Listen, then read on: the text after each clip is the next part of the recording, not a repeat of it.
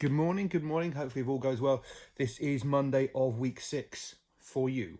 Um, there's this. I don't know. Some of you may know about this. I know I was waving it in my Zooms the other day. I don't know whether the other class teachers have alerted you, whether you've seen through email, whatever. But this is the book that you'll be able to pick up at the book swap on Tuesday. So it is very important you come to the book swap on Tuesday. If you can't come on Tuesday, let the office know, let us know somehow, and we'll try to figure out another time that you could pick it up or something, or we could have it sent to your house by carrier pigeon or something. So so because you won't have this today, and you won't have this till sort of late Tuesday morning, we thought there'll be a couple of days of English where you don't have a book, that we'd do something a little bit different with. I've been looking through the BFI, the British Film Institute. We're on their mailing list. They've sent us nice resources in the past, and they've been sending stuff down through lockdown.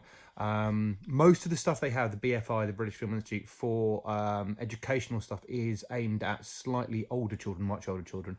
A lot of newsreel stuff, lots of archive stuff, as well as some short films and stuff. But there's one that I spotted that I thought would be really nice, just like we did in one of the earlier lockdowns with the literacy hedge. A very nice little video for you to watch. Nice video for you to watch, and then do some writing tomorrow off the back of that. So I think in the plan there is the timings are listed in the plan if you want to have a look at those. There's a point we'd like you to stop the video. I'd like you to stop the video and think about how the main character in the video feels at that point, how they feel. And to help with the writing tomorrow, you can either write down how the character, it's a bird, I'll tell you that now, write down how the bird feels.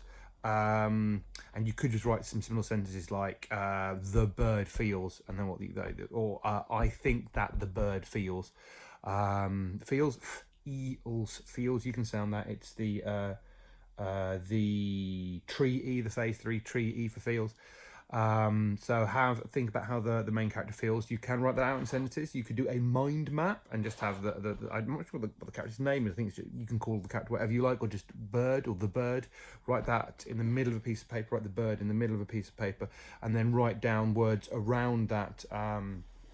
About how you think the bird feels. If we're doing that in class, we would have printed out a picture of the bird, stuck that in the middle of a large piece of paper, and children in small groups would come round and write down how they think that the bird feels.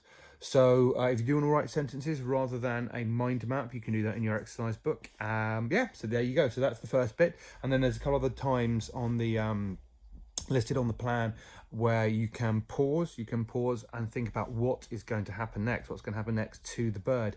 Now, either those could be written as sentences. I think that, and then a sentence or two about what you think might happen next, or you can largely, it doesn't have to be I think that, it could be the bird will, or I don't want to spoil anything, so I won't say anything else until you've seen it. But yeah, so you could do writing like that in your exercise book if you like. You don't have to. Those are just some nice points where you could stop and have a nice conversation about what you think is going to happen next. A big part of kind of reading comprehension is thinking about what's going to happen next in the story, what could happen, and this would be a nice way to practice some of that. So once you've done all that, the challenge will be to think about the story writing for tomorrow.